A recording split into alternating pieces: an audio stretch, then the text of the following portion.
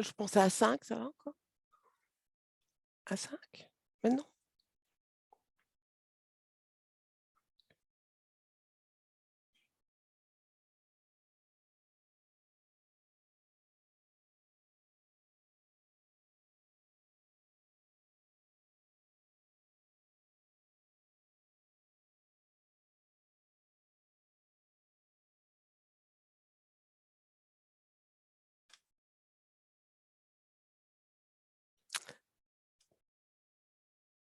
Voilà. Bonjour à tous. Je me présente donc Valérie Proumen et je suis donc la responsable du service juridique. Et donc, bienvenue à ce webinaire concernant le calcul des ressources en matière de droit à l'intégration sociale. Alors, depuis plusieurs années, en fait, le mode de calcul pour le calcul des ressources a évolué. En effet, ce qui a compliqué fortement la tâche des assistants sociaux au point de vue du calcul des ressources.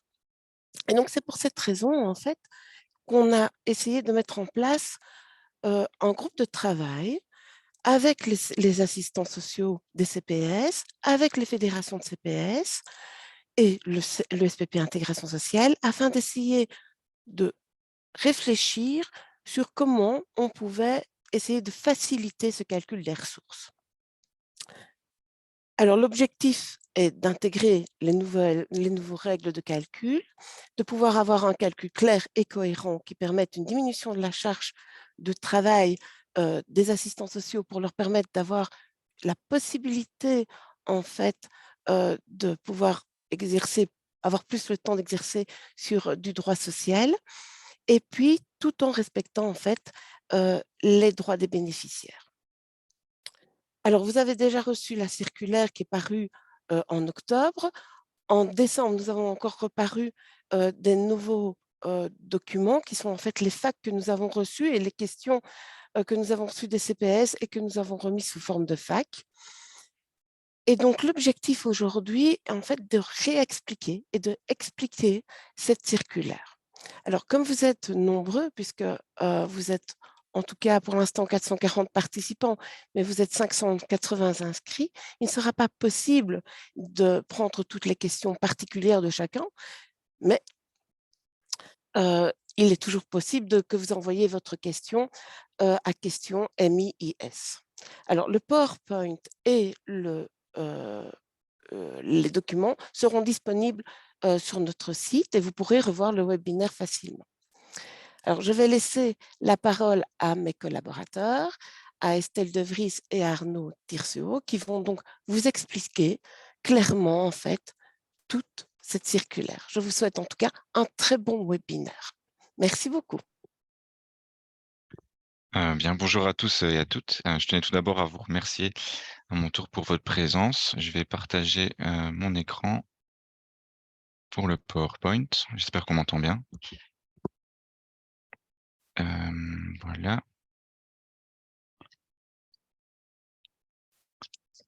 Pour le PowerPoint, je pense que c'est bon. Donc voilà, je tenais à vous remercier parce que vous êtes, comme Valérie l'a dit, très nombreux à avoir répondu positivement à notre invitation à ce webinaire qui porte sur un sujet très important. Donc encore une fois, merci et je vous propose de plonger directement dans la table des matières de ce qui nous attend ce matin. Alors, dans un premier temps, je vais revenir sur les 3 grands principes de calcul qui ont traversé toute la refonte de la nouvelle méthode de calcul des revenus professionnels. Ensuite, excusez-moi. Ensuite, je m'attarderai quelques instants sur la date de prise en compte des revenus professionnels et sur la notion de nouvelle demande, qui est une notion qui très importante qui voit le jour. Je ferai ensuite une brève parenthèse sur la situation des personnes engagées sous contrat article 60, puisque on a déjà pu recevoir plusieurs questions de la part de CPS sur ce point. Donc, ce webinaire est une belle occasion d'y répondre et de clarifier la situation. Tout cela nous emmènera vers le cœur vraiment de ce webinaire, à savoir donc les 4 étapes du nouveau calcul des revenus professionnels. Et enfin, pour terminer, je pourrais passer la parole à ma collègue Estelle afin qu'elle puisse vous présenter le principe de globalisation des revenus professionnels sur le mois, ainsi que l'application de l'exonération socio-professionnelle. Je tiens aussi à dire donc que l'ensemble de la présentation sera accompagné de nombreux exemples dans le but voilà, d'illustrer au maximum les nouvelles règles et les nouvelles méthodes de calcul. Et je précise également que tous ces exemples reprennent en fait les montants du RIS qui datent du 1er août 2022. Donc ce ne sont pas les montants actuels. Parce que voilà, ce PowerPoint a été réalisé courant octobre et avant donc qu'on connaisse toute une série d'indexations. Donc voilà, on a gardé les montants de août 2022 pour plus de facilité, mais ça ne change absolument rien aux règles et aux calculs, juste le résultat final qui évolue. Voilà, je vous propose de commencer donc par, comme promis, les 3 principes majeurs du nouveau calcul des revenus professionnels. Alors on a tout d'abord, premièrement, le fait que désormais tous les revenus professionnels sont pris en compte dans le calcul, sauf en cas de nouvelle demande. Et comme je l'ai dit auparavant, je vais revenir sur cette notion de nouvelle demande. Ensuite, deuxième principe, il s'agit de la globalisation sur le mois entier des revenus professionnels sans l'application d'un quelconque prorata. Il y a cependant une exception près, à savoir lorsque le droit à l'intégration sociale ne couvre pas l'entièreté du mois. Et enfin, le troisième principe, qui est que désormais, on applique le montant total de l'exonération socio-professionnelle sans la réalisation d'un quelconque calcul proportionnel ou un prorata des jours effectivement travaillés. Donc pour faire simple, maintenant désormais, l'ISP s'applique tel quel sur le montant total des revenus issus du travail. Donc ça, c'est vraiment les 3 grands principes qui ont traversé toute cette mise à jour du calcul. On va maintenant donc se concentrer sur la date de prise en compte des revenus professionnels. Donc à savoir la date à partir de laquelle il faut commencer à prendre en compte les revenus de l'intéressé. Donc comme je l'ai dit, maintenant désormais, tous les revenus issus du travail du mois entier sont pris en compte dans le calcul des ressources, sauf en cas de nouvelle demande. Donc pour prendre cette phrase un peu dans un autre sens, c'est de dire qu'en cas de nouvelle demande auprès du CPS, alors il ne faut pas prendre en compte les revenus professionnels qui proviennent d'une activité que l'intéressé a gagnée avant la demande. Mais donc, qu'est-ce qu'on entend par cette notion de nouvelle demande? Eh bien, tout simplement, il s'agit de la demande qui intervient lorsque l'intéressé n'a pas bénéficié du droit à l'intégration sociale, c'est-à-dire qu'il n'a pas été un ayant droit durant une période d'au moins 2 mois complets avant le mois où le droit à l'intégration sociale est à nouveau octroyé. Alors la spécificité de ce délai de 2 mois est qu'il ne court pas de jour à jour, mais plutôt de mois à mois. Donc c'est-à-dire qu'il faut vraiment qu'il y ait 2 mois complets, 2 mois entiers entre le dernier mois où le RI a été payé et le mois de la nouvelle demande. Il y a des exemples qui vont suivre juste après pour bien cerner cette définition. Je précise aussi également que en cas d'une éventuelle suspension du revenu d'intégration, eh bien ici on ne parle pas de nouvelle demande, puisque lorsqu'il y a une suspension du revenu d'intégration, eh bien ce n'est pas le droit à l'intégration sociale qui est retiré, il est seulement suspendu. Donc c'est 2 notions différentes. Voici comme promis donc les 2 exemples pour illustrer la nouvelle demande.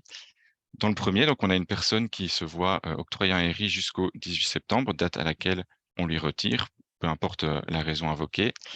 Cette personne ne percevra pas de RI en octobre, elle ne percevra pas non plus de RI en novembre, mais sa situation personnelle évolue et elle retourne devant le CPAS le 5 décembre pour faire une demande de revenu d'intégration. Donc là, la question qu'il faut se poser, en date du 5 décembre, c'est est-ce qu'on fait face ou non à une nouvelle demande?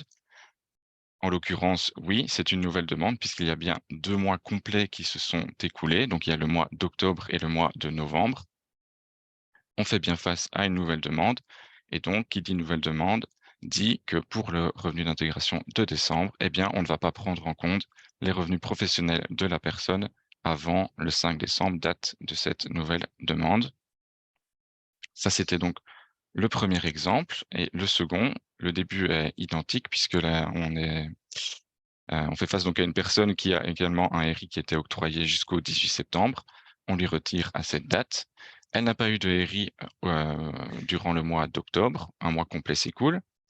Cependant, ici, c'est différent puisque la personne va revenir devant le CPAS en date du 19 novembre. Et donc là, à nouveau, il faut se poser la question, d'accord, la personne se représente au CPAS, est-ce qu'on fait face à une nouvelle demande ou non? Et en l'occurrence, ce n'est pas le cas, ce n'est pas une nouvelle demande, puisqu'il n'y a pas eu 2 mois complets qui se sont écoulés, il n'y en a eu qu'un seul, c'est le mois d'octobre. Donc ça, c'est un bon exemple, pour comprendre la différence entre un calcul de délai de jour à jour et de mois à mois, puisque si on calculait de jour à jour, entre le 18 septembre et le 19 novembre, il y aurait effectivement 2 mois qui se sont écoulés, mais ici, ce n'est pas la méthode de calcul qu'on utilise. Il faut bien 2 mois complets. Ici, ce n'est pas le cas. Dès lors, pour le revenu de novembre, eh bien, de cette personne, eh bien, il faudra prendre en compte tous les revenus professionnels de ce mois de novembre. Voilà, pour bien comprendre maintenant les conséquences de la nouvelle demande, je vous propose un petit exemple qui va reprendre les mêmes dates que le slide précédent. Ici, donc, nous avons la situation de Madame R, qui travaille à temps partiel dans le cadre d'un contrat à durée indéterminée. Elle perçoit un salaire net mensuel de 850 €. Elle perçoit également un revenu d'intégration complémentaire au taux isolé depuis plusieurs mois. Son compagnon va emménager chez elle en date du 19 septembre. Et comme celui-ci dispose d'un salaire conséquent, eh bien, le droit à l'intégration de madame va lui être retiré à partir de cette date. Voilà. Cependant, la situation de madame va encore évoluer début décembre puisque elle va se séparer de son compagnon et celui-ci va déménager. Elle retourne donc au CPS pour faire une demande de droit à l'intégration sociale le 5 décembre. Donc, comme on peut voir sur le petit schéma, on a plusieurs périodes qui nous intéressent. Tout d'abord, voilà le trait noir qui représente la période de temps où madame travaille. Ici, en l'occurrence, pendant toute la période qui nous intéresse pour notre calcul, madame travaille. Donc, c'est pour ça que le trait est complet. Ensuite, en vert, c'est la période où madame bénéficie du RI. Donc, on peut voir qu'il y a une première période qui s'arrête le 18 septembre, date à laquelle son compagnon la rejoint et où ils commencent à cohabiter ensemble. Et une seconde période qui commence à partir du 5 décembre, date à nouveau où elle retourne au CPS puisque sa situation a évolué et elle a à nouveau droit au RI. Ici, donc, on peut constater la première conséquence de la nouvelle demande, puisque il y a bien 2 mois complets qui se sont écoulés entre le 18 septembre et le 5 décembre. Et donc, dès lors, on va prendre en compte les revenus issus du travail de madame qu'à partir du 5 décembre. Et donc, c'est la ligne rouge sur le schéma. On voit bien qu'il faut prendre les ressources qu'à partir de cette nouvelle demande. Une autre conséquence de la nouvelle demande, c'est que désormais, donc, il va falloir réaliser un prorata pour vraiment voilà, prendre en compte que les ressources à partir du 5 décembre, donc un prorata, comment est-ce qu'on va le réaliser? On va tout simplement prendre le salaire mensuel de la personne, on va le diviser par le nombre de jours que compte le mois qui nous intéresse. Ici, on est en décembre. Et ensuite, on va multiplier le résultat obtenu par le nombre de jours auquel la personne a droit à l'intégration sociale. Alors, ici sur ce slide, on voit le calcul complet du revenu d'intégration sociale et comme vous pouvez le voir, il y a 4 étapes à suivre. Je reviendrai sur ces 4 étapes dans quelques instants et pour l'instant, on va essayer vraiment de se concentrer sur l'impact de la nouvelle demande dans ce calcul. Donc la première étape, ça va être de réaliser le prorata dont j'ai parlé juste précédemment. Donc on reprend les ressources de madame mensuelle, c'est-à-dire 850 €, qu'on va bien diviser par le nombre de jours du mois de décembre, soit 31, et on multiplie par le nombre de jours auxquels elle a droit à l'intégration sociale. Ici, c'est 27 puisque elle commence à avoir, enfin, son droit à l'intégration sociale s'ouvre à partir du 5 décembre. On arrive donc à 740,3 €. La deuxième étape, ça va être d'appliquer l'exonération socio-professionnelle si madame y a droit. En l'occurrence, dans notre exemple, madame n'y a pas droit puisqu'elle travaillait déjà avant d'introduire sa demande auprès du CPS. Donc ici, on a choisi volontairement un exemple où l'ISP ne s'applique pas, mais ne vous inquiétez pas, il y aura d'autres exemples plus tard dans ce webinaire qui reprendront des situations où l'ISP s'applique. Donc, on passe l'étape 2 pour le moment. On arrive donc à l'étape 3, qui est celle de déterminer si la personne elle a droit ou non au revenu d'intégration. Et si jamais elle y a droit, il faut savoir à quelle hauteur. Et donc, pour ce faire, on regarde la première ligne du calcul. Et donc, il va falloir comparer d'un côté les revenus mensuels de l'intéressé et de l'autre le taux de sa catégorie, catégorie, tout simplement. Ici, madame est isolée. Et attention, la deuxième spécificité, la deuxième conséquence de la nouvelle demande, c'est qu'ici, on va réaliser un second prorata sur la catégorie. Donc, c'est ce qui est en bleu dans le slide, sur le taux de la catégorie. Une fois que ce prorata a été réalisé donc de la même manière, en divisant par 31 et en multipliant par 27, on peut comparer les deux montants. Et donc, on remarque que madame a des revenus inférieurs au taux de sa catégorie. Elle a donc droit à un RI. Voilà, donc ça c'était pour la première ligne. D'accord, très bien, madame a droit à un RI. Maintenant, il faut savoir à combien est-ce qu'elle a droit exactement. C'est ce qu'on fait ensuite. Donc, ce qu'on va d'abord devoir faire, c'est sur la deuxième ligne, on va devoir prendre les revenus de madame sur une base annuelle. Pour ce faire, prendre sur une base annuelle, c'est très simple, il suffit de multiplier par 12 pour les 12 mois de l'année, évidemment. Et donc, on arrive à un total de 8 883,6 €. Une fois qu'on a ce montant, on passe à la troisième ligne de calcul. Et ici, ce qu'il faut faire, c'est prendre le taux de la catégorie de madame, donc le taux isolé, sur une base annuelle. Ce sont les 13 655,61 €, auquel on va soustraire le montant qu'on a obtenu juste précédemment, les 8 883 €, auquel, attention, il ne faut pas non plus oublier de soustraire l'exonération par catégorie, qui ici vaut 250 €, ce qui nous fait arriver à un total de 5 022,01 €. Donc, pour reprendre, les 13 655 €, il s'agit du montant du taux isolé de madame sur une base annuelle. Les 8 883 €, c'est les revenus de madame sur une base annuelle également. Et les 250 €, c'est l'exonération par catégorie qu'il ne faut pas oublier. C'était pour la troisième ligne. On passe à la quatrième, puisque maintenant on a un montant sur une base annuelle, mais nous, ce qui nous intéresse, c'est de l'avoir sur une base mensuelle. Pour cela, on divise par 12 pour les 12 mois de l'année toujours, et on arrive à 418,5 €. On arrive donc à la toute dernière étape du calcul, qui est de regarder si le droit à l'intégration de madame couvre bien tout le mois en entier ou non.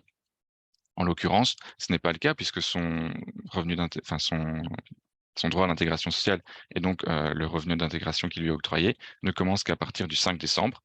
Ça ne couvre pas l'entièreté du mois, pardon. Il y a donc un dernier prorata à réaliser. Toujours pareil, on prend les 418 €, on divise par 31, on multiplie par 27 et on arrive à 364,5 €. Donc, en conclusion, madame aura droit à cette somme pour la période du 5 au 31 décembre. Voilà, j'espère que le calcul était clair pour vous. Il y aura d'autres exemples de calculs qui vont suivre, mais là, ce qui est important de retenir, c'est surtout l'impact de la notion de nouvelle demande sur le calcul.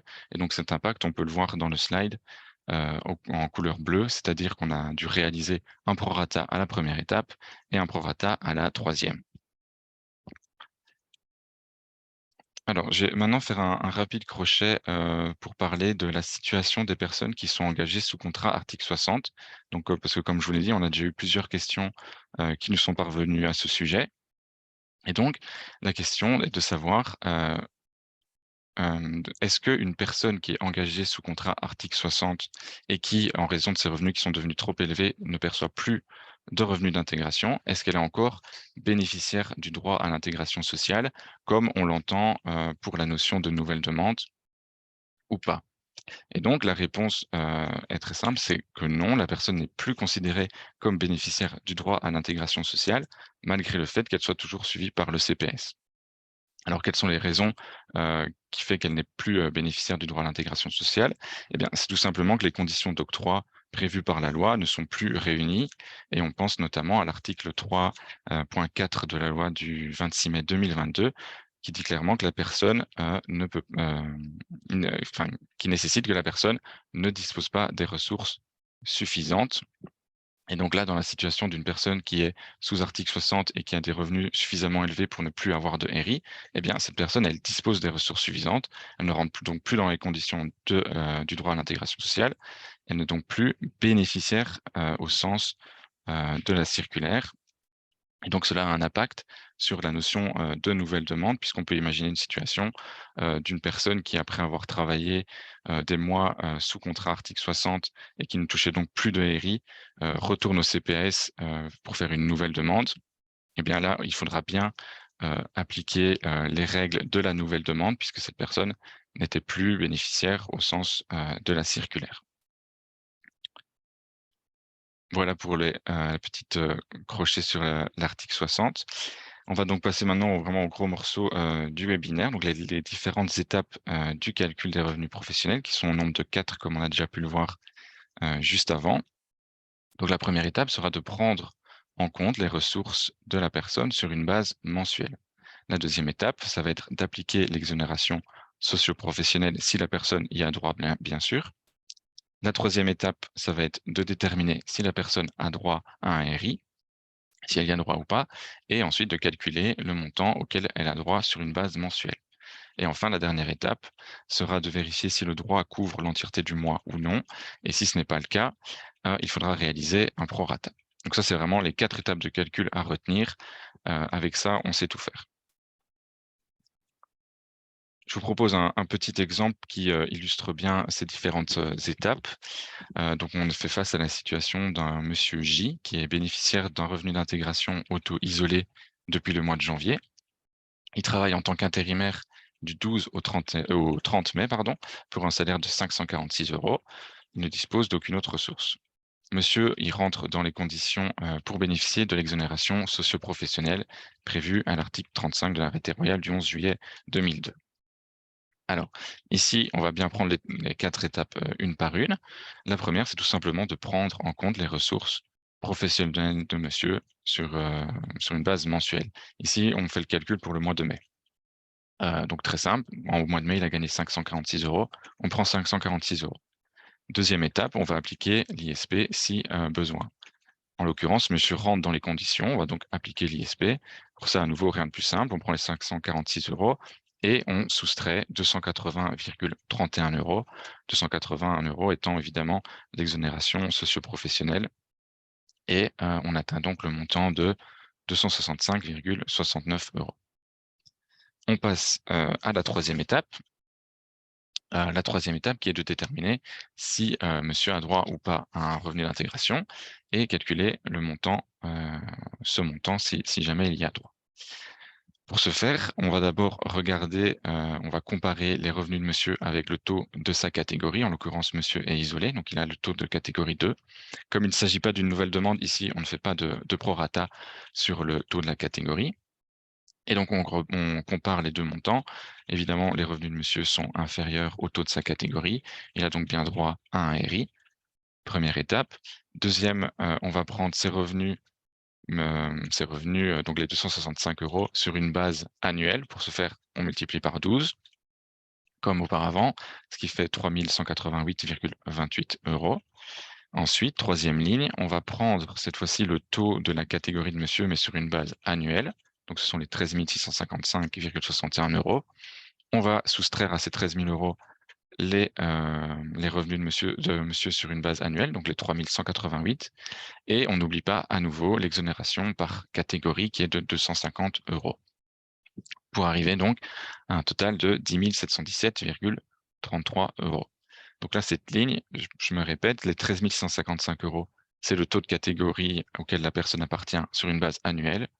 Les 3 180, ça c'est les revenus de la personne sur une base annuelle, et les 250, c'est bien son exonération par catégorie. Dernière étape, nous, on a les 10 717 €, c'est bien, mais on les veut sur une base mensuelle. Donc, on divise par 12 et on arrive à 893,11 €. La dernière étape du calcul, on doit vérifier si le droit à l'intégration sociale couvre ou non l'entièreté du mois et réaliser un prorata si jamais ça ne couvre pas l'entièreté du mois. En l'occurrence, l'énoncé nous apprend que monsieur, il est bénéficiaire d'un revenu d'intégration depuis le mois de janvier et jusqu'au jusqu'à une période qu'on ne connaît pas. Et donc, ça couvre bien l'entièreté du mois de mai. Ça couvre bien l'entièreté du mois de mai. Il n'y a pas de prorata à réaliser. Il aura donc bien droit à 893,11 € pour le mois de mai. Voilà, je vais passer maintenant au deuxième grand principe de ce nouveau mode de calcul, à savoir la globalisation des revenus professionnels sur le mois. Donc d'abord 2 remarques à faire, c'est qu'en fait on ne fait pas de distinction selon le type de contrat de travail sur lequel la personne est engagée, donc que ce soit un contrat à durée déterminée, à durée indéterminée, un intérim, un travail d'étudiant, peu importe, on ne fait plus aucune distinction, le même mode de calcul s'applique à tous les types de travail, quels qu'ils soient.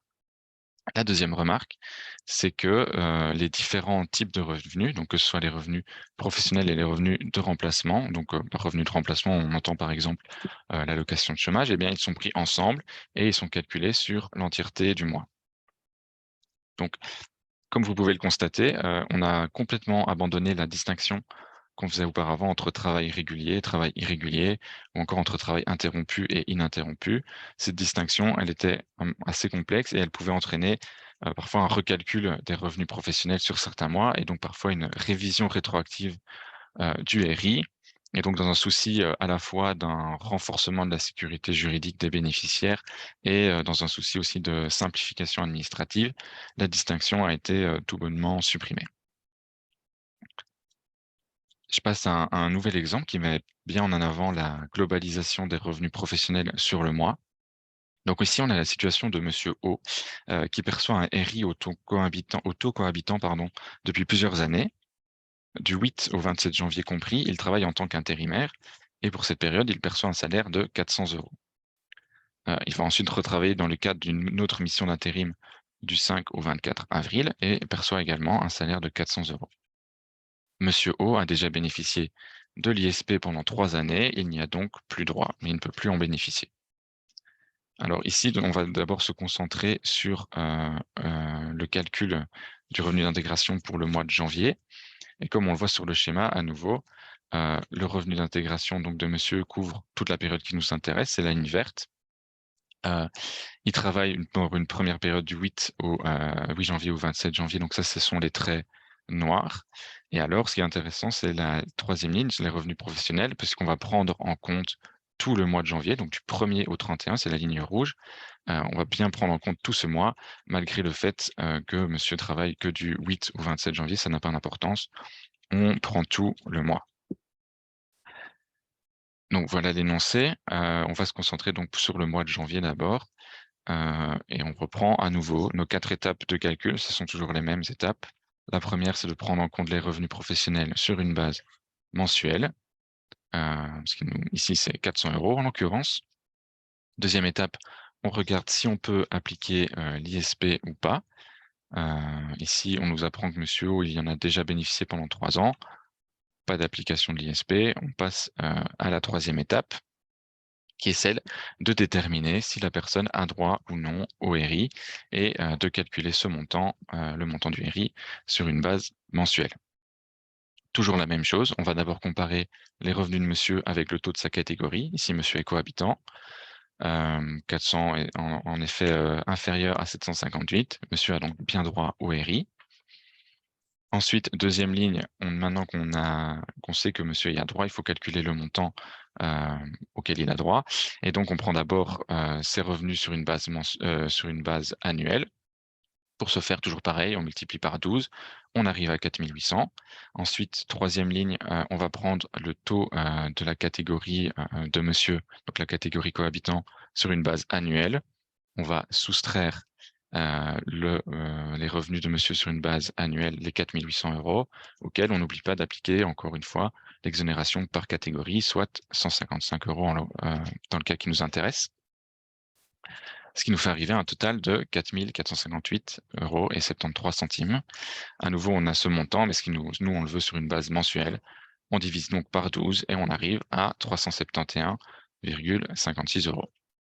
Dernière étape, on doit regarder si le droit à l'intégration sociale couvre ou non l'entièreté du mois. Et si jamais ça ne couvre pas l'entièreté du mois, eh bien, on doit réaliser un prorata. En l'occurrence, comme on a pu le voir dans l'énoncé et donc sur le schéma, monsieur le droit, le droit à l'intégration sociale de monsieur couvre toute la période qui nous intéresse, couvre donc tout le mois de janvier. Il n'y a pas de prorata à réaliser et monsieur O a donc bien droit à un revenu d'intégration de 371,56 € pour le mois complet. Voilà, j'espère avoir été suffisamment clair. Je vais maintenant pouvoir céder la parole à ma collègue Estelle pour la suite de ce webinaire. Merci. Merci beaucoup Arnaud. J'arrête le partage. Je vais partager mon écran. Alors,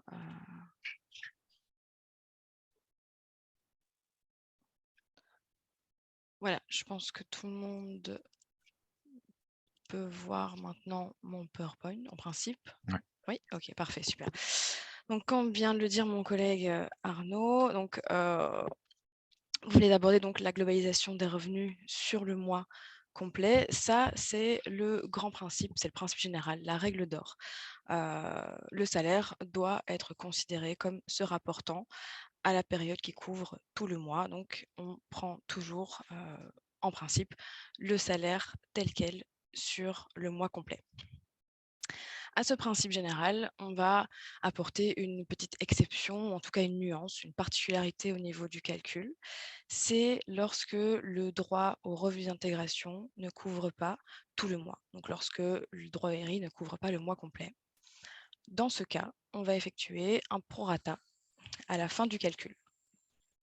Ça vise notamment les cas où la personne vient faire une demande de droit à l'intégration sociale en cours de mois ou, par exemple, lorsqu'il y a un retrait du droit à l'intégration sociale en cours de mois, notamment dans le cas d'un déménagement ou lorsque une condition d'octroi n'est plus respectée.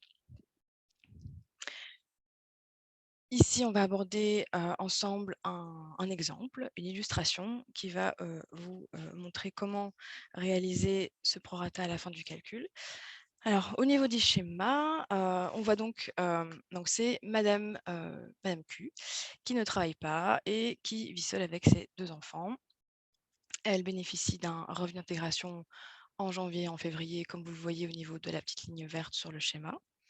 Et celui-ci lui est retiré dès le 1er mars parce qu'elle ne remplit plus une des conditions d'octroi. Par la suite, Madame commence à travailler donc, le 23 mars à temps partiel dans le cadre d'un contrat à durée indéterminée, par exemple. Et elle revient au CPS faire une demande de droit à l'intégration sociale le 15 avril parce qu'elle constate qu'elle ne bénéficie pas de suffisamment de ressources pour faire face à toutes ses charges et à tous aux besoins de sa famille. Et donc, elle revient en cours de mois. Le RI lui sera donc octroyé à partir du 15 avril. Et le salaire qu'elle gagne pour la période d'avril, donc pour le mois d'avril, s'élève à 877 €. Madame ne peut pas se voir appliquer l'exonération ISP parce que, comme vous le voyez, elle commence à travailler avant sa demande de droit à l'intégration sociale. Voyons en détail à présent le calcul du RI pour le mois d'avril. Alors, son salaire du mois d'avril s'élève à 877 €, comme je l'ai dit. Et vous constatez ici qu'on va globaliser les ressources sur le mois parce qu'il ne s'agit pas d'une nouvelle demande, étant donné qu'elle a bénéficié d'un RI jusque fin février. Donc, il n'y a pas 2 mois complets entre les 2 mois concernés. Et donc, dans ce cas-là, c'est très simple. On prend le salaire tel quel sur le mois, puisqu'on va considérer que les 877 € qu'elle a perçus au mois d'avril, eh bien, ils couvrent tout le mois. Donc, pas besoin de faire de prorata. On prend en compte le salaire tel quel. En deuxième étape, en principe, on devrait éventuellement appliquer l'ISP, mais ici, ce n'est pas le cas puisqu'il n'y a pas droit. Donc, on passe directement à la prochaine étape, qui est celle où on va vérifier si madame peut prétendre à un complément de revenu. Et ici, elle peut prétendre donc à un taux catégorie 3 puisqu'elle a des enfants mineurs à charge. Et on va donc comparer son salaire, le montant de ses revenus mensuels, au taux de la catégorie 3. On constate effectivement que 877 € étant inférieur à 1 500 € plus ou moins, elle peut prétendre à un complément de revenu. Dans ce cas-là, on fait le calcul que vous connaissez, on multiplie donc le salaire par 12 pour avoir les revenus sur une base annuelle. Et ensuite, on déduit donc du salaire annuel donc de 10 524 €, on va déduire l'exonération forfaitaire par catégorie qui est de 310 €. Et les ressources ainsi déduites, on va enlever tout ça du montant annuel du revenu d'intégration et on arrive à un montant de ressources annuelles de 7 879 € 19 centimes. Pardon, donc ça c'est le RI annuel, pardon. Et ce RI annuel, on va le diviser donc par 12 pour avoir le RI mensuel. Et comme je le disais ici, étant donné que madame a fait sa demande de RI le 15 avril et que le RI ne lui est octroyé que le 15 avril, la période couverte par le RI est donc de 16 jours. Donc, ce n'est pas un mois complet. Et donc, en toute logique, le montant du RI mensuel, on va tout simplement le reporter à la période qui est concernée par le droit à l'intégration sociale. Donc, diviser le montant du RI mensuel par le nombre de jours que compte le mois et le multiplier par le nombre de jours que comptabilise la période couverte par le RI, c'est-à-dire donc 30 jours en avril avec 16 jours de RI, divisé par 30 fois 16. Et on obtient ainsi le montant complémentaire donc, de RI auquel madame peut prétendre pour la période du 15 au 30 avril. Voilà, donc ça c'était pour le principe de globalisation. Donc, on a vu qu'on globalisait les ressources sur le mois complet, donc on prend le salaire en principe tel quel. Et on effectue un prorata à la fin du calcul lorsque le droit à RI ne couvre pas tout le mois. Ça, c'est le principe et sa petite exception. Abordons à présent la dernière partie, en fait, qui concerne plus précisément l'application de l'exonération socio-professionnelle, donc l'application de l'exonération ISP. Vous avez vu que dans les exemples précédents, on avait volontairement évacué la question de l'ISP pour pouvoir faire le focus sur d'autres règles et pouvoir plus facilement décortiquer en fait chacune d'elles. Alors, on va voir à présent les règles qui concernent donc l'application et comment appliquer en fait l'ISP dans ce nouveau mode de calcul.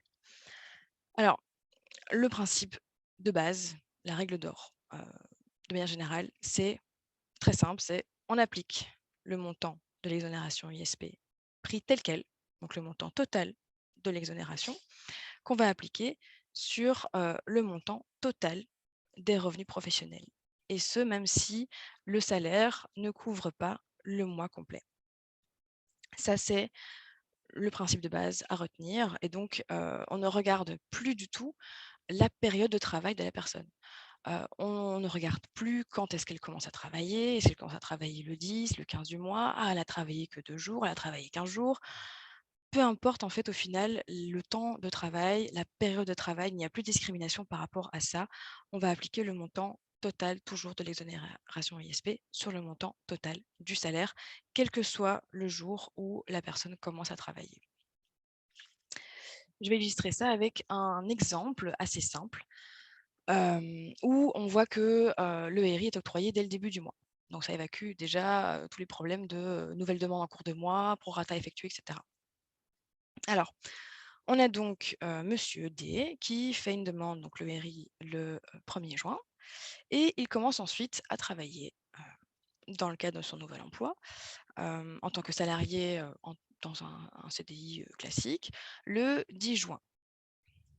Et pour la période du 10 juin au 30 juin, il perçoit un salaire de 687 €. Monsieur n'a pas d'enfant, il vit seul, donc on a affaire à un taux isolé. Et on va décortiquer le calcul ensemble. Donc, le salaire du mois de juin, 687 €.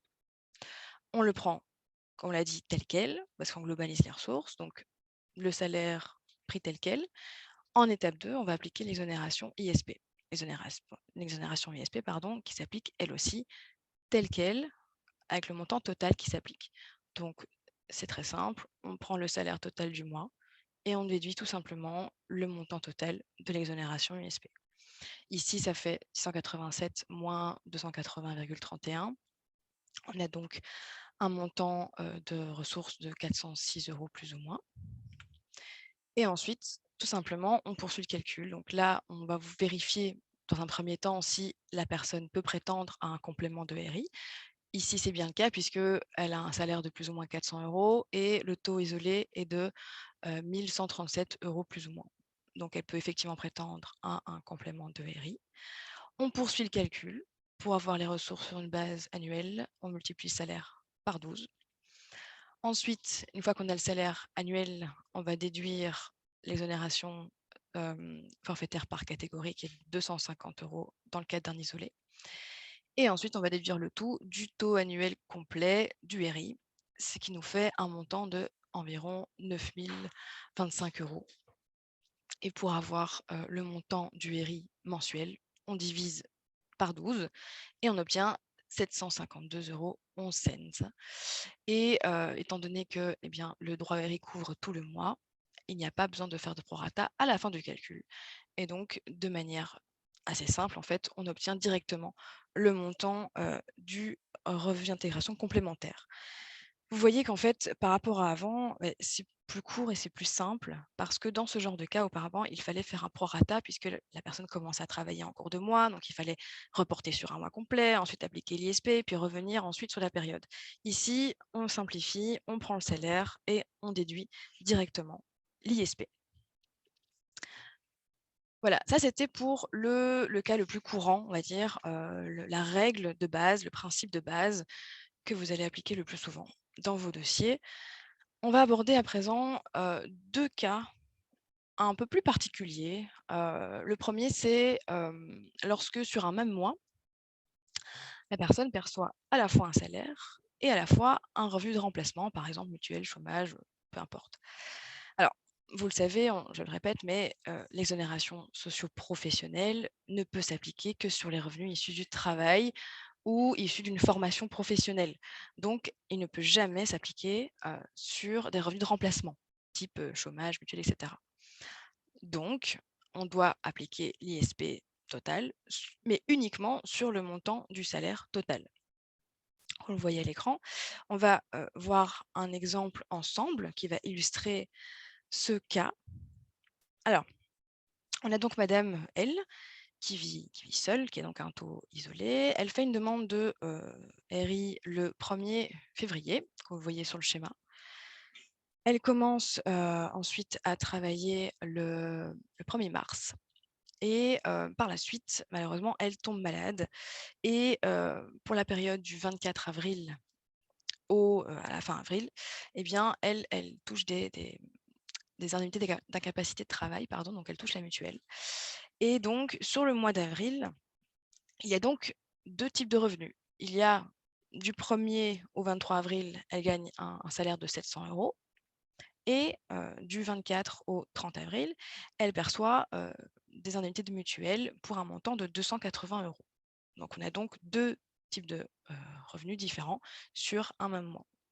Au niveau du calcul, vous le savez, il faut globaliser. Donc, en principe, on prend les revenus de remplacement et les revenus issus du travail, on les additionne et on obtient le montant total des revenus mensuels.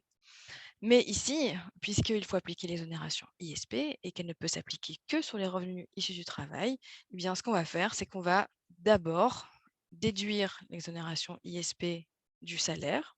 Donc, vous le voyez ici à l'écran, le salaire est de 700 €. On déduit le montant total de l'exonération ISP. On obtient un montant de plus ou moins 420 €. Et ensuite, ce montant du salaire avec la déduction faite de l'exonération ISP, on va l'additionner aux indemnités de mutuelle. Et donc, on va obtenir un montant de 699 €. Donc, vous voyez que quand il y a 2 principes de calcul qui sont un petit peu conjoints, d'abord, on applique l'ISP et ensuite, on globalise, ce qui est logique. Et ensuite, le montant donc globalisé, on va le comparer au taux de la catégorie 2. On voit qu'avec un salaire, avec un montant de ressources mensuelles de plus ou moins 700 € et un taux complet isolé qui est à 1 137 €, Madame peut prétendre à un complément RI. On poursuit le calcul, on multiplie par 12 pour obtenir ça sur une base annuelle. Et ensuite, on déduit l'exonération forfaitaire par catégorie qui est donc de 250 €. Et ensuite, on déduit le tout du montant total du RI annuel pour obtenir un montant de 5 500 € annuel, donc de ressources par an. Et ce montant annuel de ressources, on va le diviser par 12 pour obtenir le montant du RI mensuel. Donc, on est à 459 €. Et il n'y a pas de prorata à la fin du calcul puisque le droit au RI de madame, il couvre tout le mois. Et donc, on obtient un revenu d'intégration complémentaire de 459,11 € pour le mois d'avril. Voilà, ça c'était le principe. On applique toujours l'ISP total avant évidemment de globaliser avec d'autres types de ressources. Donc, on applique l'ISP total sur le montant du salaire total. Ensuite, on additionne avec les revenus mutuels ou de chômage, etc. Et ensuite seulement, on poursuit le calcul. Abordons à présent le deuxième cas un peu plus particulier. C'est lorsque il s'agit d'une nouvelle demande et que donc il faut effectuer un prorata au début du calcul pour reporter effectivement les ressources mensuelles à la période qui est couverte par le RI, comme on l'a vu grâce à Arnaud au début du webinaire. Et donc, que se passe-t-il lorsque il s'agit d'une nouvelle demande et qu'il faut donc faire un prorata, mais que il faut aussi appliquer l'ISP?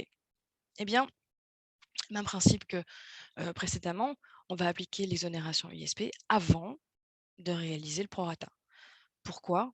Tout simplement parce que, comme je l'ai dit précédemment, il faut appliquer le montant total de l'exonération ISP qui va s'appliquer sur le montant total du salaire. Vu qu'il faut appliquer ce montant total, eh bien, il ne faut pas faire de prorata avant. Donc, on va toujours appliquer l'ISP avant soit de globaliser, soit de faire un prorata. Ça, c'est le principe. Ça va être plus clair avec un exemple. Alors ici, on a l'exemple entre guillemets le plus complexe. Alors vous voyez que les montants sont actualisés au 1er janvier 2023 parce que c'est un exemple qu'on a rajouté sur base des questions qui nous sont parvenues. Alors cet exemple-là, il combine plusieurs éléments. On a à la fois une nouvelle demande en cours de mois, donc un prorata à effectuer au début et à la fin du calcul. On a à la fois des revenus issus du travail, donc salaire, plus aussi revenus de remplacement. Et il faut aussi appliquer l'ISP. Donc, on va décortiquer ça ensemble. Donc, la situation, c'est monsieur qui fait une demande de RI le 5 avril, donc en cours de mois. Il n'a jamais reçu de RI auparavant, donc c'est une nouvelle demande. Et il est donc isolé parce qu'il n'a pas d'enfant et il vit tout seul. Il perçoit, pour la période du 1er au 9 avril, il perçoit des mutuelles. Et ensuite, il commence à travailler le 10 avril et il perçoit un salaire de 600 € pour la période du 10 au 30 avril. Donc, on a donc un travail qu'il commence à faire donc le 10, à la fois de la mutuelle, à la fois un salaire et une nouvelle demande. Alors, en première étape, qu'est-ce qu'on va faire? C'est qu'on va déduire l'exonération ISP, toujours, parce que elle se fait avant la globalisation, elle se fait avant tout prorata et elle s'applique uniquement sur les revenus issus du travail. Donc, il faut toujours retenir que quand l'ISP s'applique, elle s'applique toujours en premier. Voilà. Première étape, appliquer l'ISP. Donc, 600 € de salaire, donc toujours, effectivement, vous voyez que monsieur ne commence à travailler que le 10, mais on prend le salaire tel quel. Hein. Voilà, donc salaire tel quel, moins l'ISP tel quel. Ça, c'est très simple. 600 € moins 291,63 €, on obtient un montant de 308,37 €, donc de revenus professionnels à prendre en considération pour ce mois. Et ensuite, on va simplement globaliser toutes les autres sources, donc additionner les revenus de la mutuelle aussi, donc 200 € d'indemnité. Donc, ça nous arrive à avoir un montant de 508,37 € de revenus issus du travail, donc remplacement, etc., etc. Et ensuite, quand on a les revenus mensuels sur lesquels on a effectivement aussi appliqué l'ISP sur le salaire, etc., eh bien, vu que c'est une nouvelle demande, il faut réaliser un prorata, comme on l'a vu juste avant. Et donc là, vu que la demande intervient le 5 avril et que le RI est octroyé le 5 avril, on a donc 26 jours qui sont couverts par le RI. Et donc, dans ce cas-là, on prend les ressources globalisées on divise par 30, on multiplie par 26 et on obtient 440,59. Ces 440,59, on va les comparer au taux proratisé, puisque, je le rappelle ici, le taux complet actuel pour un isolé est de 1 214,13 €. Et effectivement, vu qu'on compare des pommes avec des pommes et des poires avec des poires, on va comparer les ressources proratisées au taux du RI, qui est lui aussi proratisé. Donc, on va comparer les 440 € à 1 052 €, qui correspondent à 1 214 divisé par 30 fois 26. On voit qu'effectivement, monsieur a droit à un taux, enfin, il a droit à un RI complémentaire. On poursuit donc le calcul. On multiplie les 440 € par 12 pour avoir les revenus sur une base annuelle. Ensuite, on déduit l'exonération forfaitaire par catégorie de 250 € et on déduit le tout du taux annuel complet du RI, ce qui nous arrive à un montant de 9 532,5 € de RI annuel. Et on va donc diviser ce montant par 12 pour avoir le RI mensuel, donc ce qui nous arrive à un montant de 794,38 €. Et dernier prorata, à la fin du calcul logique, puisque le RI ne couvre pas tout le mois, mais que 26 jours, eh bien, on divise par 30 fois 26 pour du revenu mensuel du RI, on arrive à un RI sur 26 jours.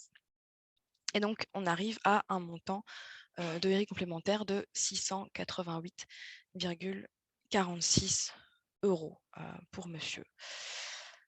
Voilà, ça clôture bien toutes les règles de calcul. Je pense qu'on a tout revu ensemble et j'espère qu'on a été suffisamment clair à ce niveau-là, qu'on a bien décortiqué tout avec vous.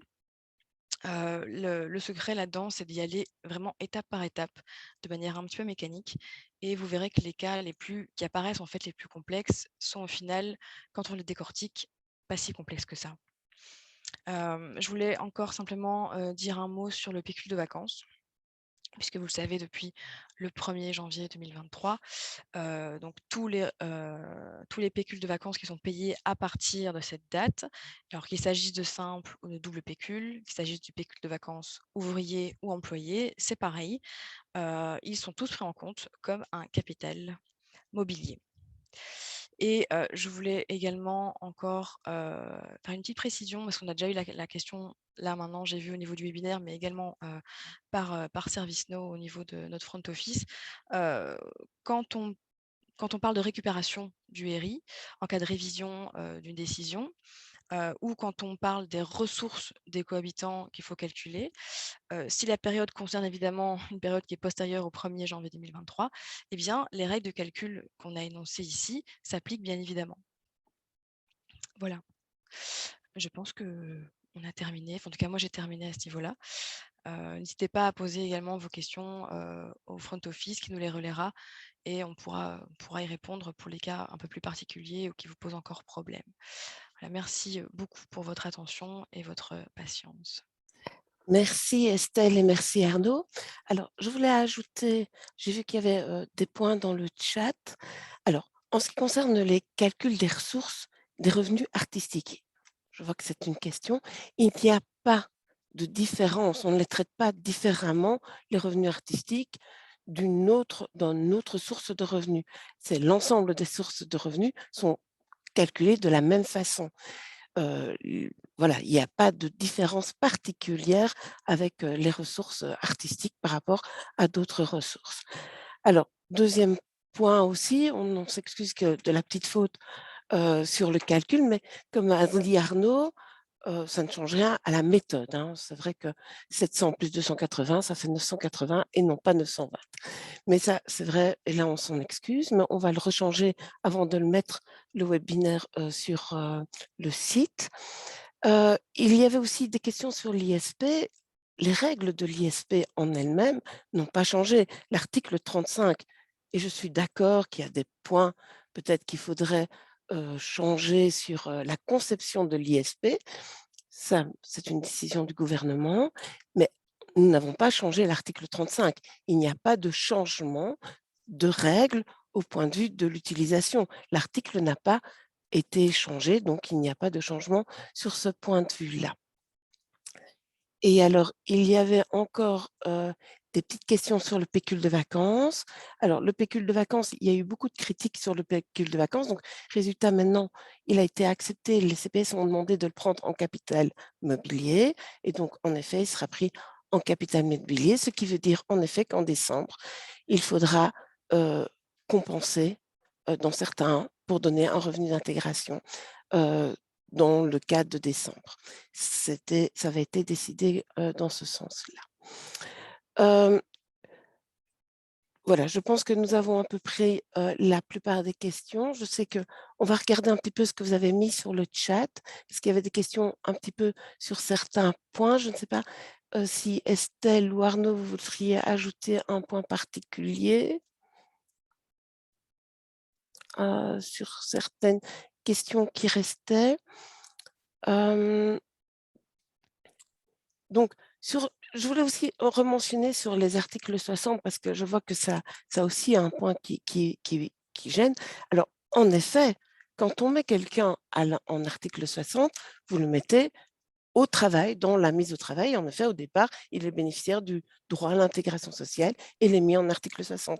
Et puis, vous lui appliquez en fait les règles d'un contrat de travail et il répond au contrat de travail. La loi dit d'ailleurs que c'est le contrat de travail normal qui doit s'appliquer. Alors, si jamais maintenant il faut un complément RIS, parce que le montant du contrat de travail de l'article 60 ne suffit pas, comme toute personne qui travaille dans n'importe quel type de travail, que ce soit par le CPS ou par un autre employeur, peut avoir un complément de revenu d'intégration.